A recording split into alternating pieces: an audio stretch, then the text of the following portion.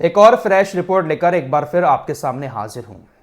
इस रिपोर्ट की सबसे पहले आपको सबसे बड़ी खबर बताना चाहता हूं। तुर्की के अंदर एक बड़ा आतंकी हमला हुआ है। आतंकी हमले में 5 लोगों की मौत हो गई, 22 लोग गंभीर रूप से घायल हैं जिनको हॉस्पिटल में एडमिट कराया गया है। अब तुर्की के अंदर भी शुरुआत हो चुकी है आतंकी हमलों की, और आने वाले दौर में ये आतंकी हमले और बढ़ने वाले हैं।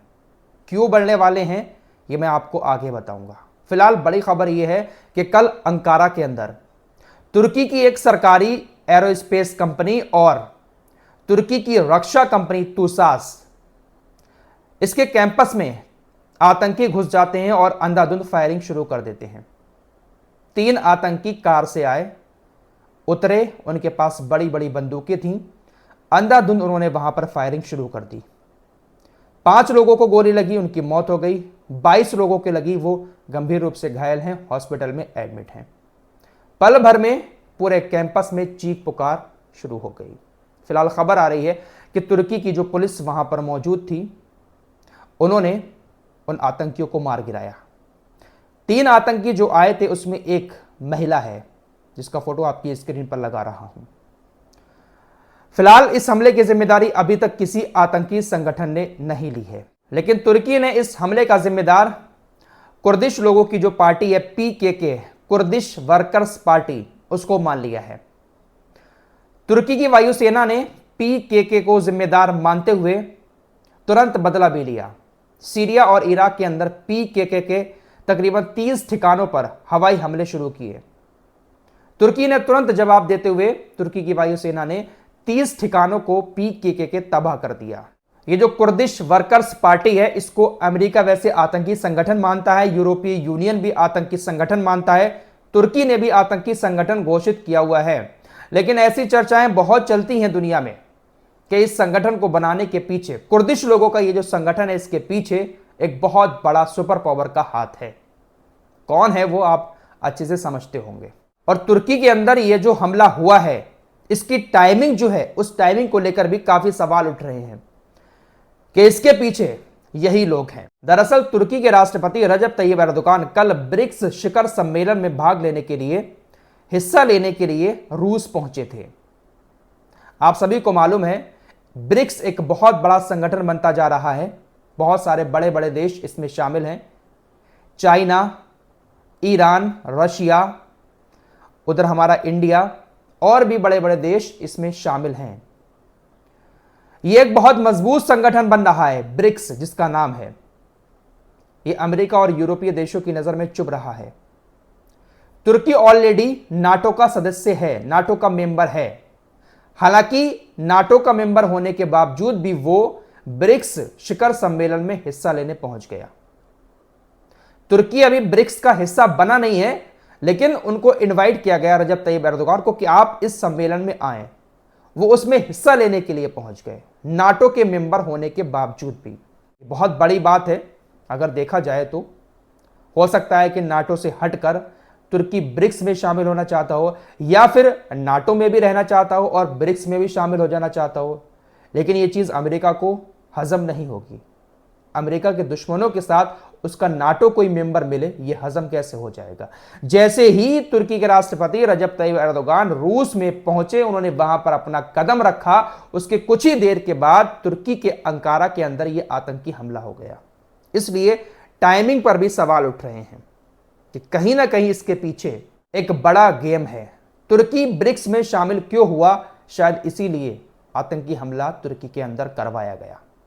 फिलहाल खबर यह आ रही है कि इस आतंकी हमले के बाद बीच में ही इस शिखर सम्मेलन को छोड़कर तुर्की के राष्ट्रपति रजब तैयब एर्दोगान वापस तुर्की आ गए हैं। तो अब तुर्की के अंदर भी आतंकी हमले शुरू हो चुके हैं। दोस्तों, एक और खबर आपको बताऊं, अपनी लास्ट वीडियो में ही बताया था, इजराइल ने दावा किया कि हिजबुल्लाह के बंकरों के अंदर 50,000 करोड़ के डॉलर छुपे हुए हैं। इतना खजाना वहां पर मौजूद है। सोना चांदी है, हीरे जवाहरात हैं, डॉलर्स हैं।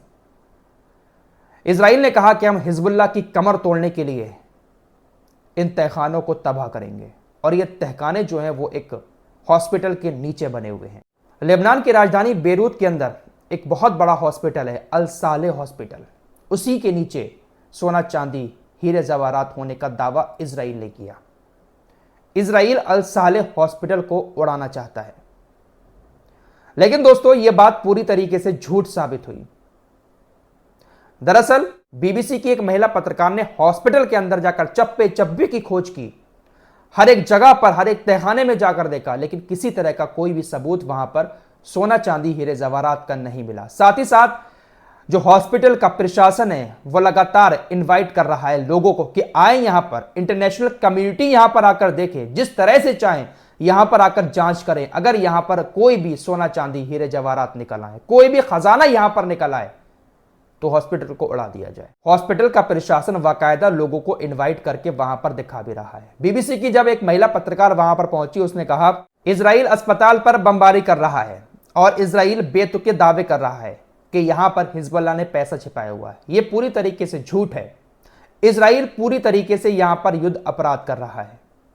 बीबीसी ने बाकायदा पूरी पड़ताल की है और इजराइल के इन दावों को झूठा बताया।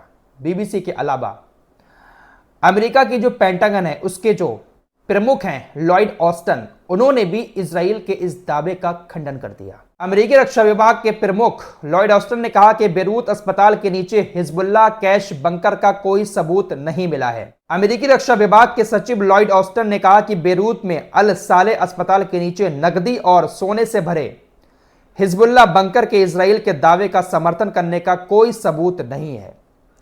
हम इजराइल के इस दावे का समर्थन नहीं करते हैं क्योंकि अभी तक किसी तरह का कोई सबूत इजराइल ने हमारे सामने नहीं रखा है। लॉयड ऑस्टन ने कहा कि इजराइल ये जो दावा कर रहा है इसको हम वेरीफाइड करने के लिए इजराइल के साथ मिलकर काम कर रहे हैं। अगर वाकई में यहां पर कुछ है तो हमें इसका वेरिफिकेशन करना होगा और इजराइल को हमें सबूत देने होंगे, वरना इस दावे में किसी तरह की कोई सच्चाई नहीं लगती है। तो इस तरीके से आतंक के नाम पर झूठी झूठी कहानियां दुनिया के सामने रख के सभी इमारतों को इजराइल तबाह करता जा रहा है। 1 अक्टूबर को ईरान ने इजराइल के ऊपर बहुत सारी मिसाइलें दागी थी। अभी तक इजराइल ईरान के ऊपर किसी तरह का कोई हमला नहीं कर पाया है, लेकिन तैयारी पूरी हो रही है। हमला तो होगा, आज नहीं तो कल इजराइल जवाब जरूर देगा। नेतन्याहू खामोश होकर बैठ जाए ऐसा तो हो ही नहीं सकता। इजराइल डिफेंस फोर्सेस के डिफेंस मिनिस्टर योब गैलेंट अपनी वायुसेना से मुलाकात करते हैं। वायुसेना के अधिकारियों से मुलाकात करते हुए उन्होंने उनका हौसला बढ़ाते हुए कहा कि जब हम ईरान के ऊपर हमला करेंगे तब दुनिया देखेगी कि हम लोगों ने किस तरह की ट्रेनिंग की है। हमला हम ऐसा करेंगे कि पूरी दुनिया देखेगी कि हमारी किस तरह की प्लानिंग होती है और हमारी किस तरह की ट्रेनिंग है। यानी खुली खुली दुनिया के सामने यह धमकी है कि ईरान के ऊपर एक जबरदस्त हमला किया जाएगा। दोस्तों, हिजबुल्लाह के नेता हाशिम शफीउद्दीन, ये आपकी स्क्रीन पर हैं, इनकी मौत की घोषणा कल हिजबुल्लाह ने की है। वैसे इनकी मौत तो 15 दिन पहले हो चुकी है, 18 दिन पहले, लेकिन कल इस बात की घोषणा की है हिजबुल्लाह ने कि हाँ, बेरूत के अंदर एयर स्ट्राइक में इनकी शहादत हो गई। हाशिम शफीउद्दीन हसन नसरुल्लाह के काफी करीबी थे, उनका दाहिना हाथ माने जाते थे और भाई भी लगते थे, चचाजाद भाई भी थे। बेरूत के अंदर एयर स्ट्राइक में इनकी मौत हुई थी। कल फाइनल किया है हिजबुल्लाह ने कि हाँ, इनकी मौत हुई है। अभी तक सस्पेंस बना हुआ था, डिक्लेयर नहीं किया गया था हिजबुल्लाह की तरफ से, लेकिन कल उसको डिक्लेयर कर दिया गया है। ईरानी राष्ट्रपति ने कहा अगर इजराइल ने कोई गलती की तो ईरान कड़ा जवाब देगा। दुश्मन हमें कुछ नुकसान पहुंचा सकता है, लेकिन उसे जो रिएक्शन देखने को मिलेगा, जो नुकसान होगा, वो सोचने से भी परे है।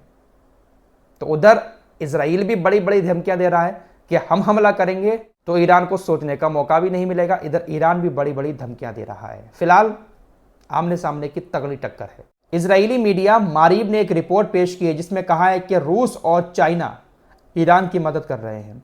चाइना ईरान को silent hunter laser anti drone system दे रहा है, वहीं रूस S-400 सिस्टम और Su-35 लड़ाकू विमान दे रहा है। तो चाइना और रशिया ईरान की मदद लगातार किए जा रहे हैं। फिलहाल इस रिपोर्ट में इतना ही।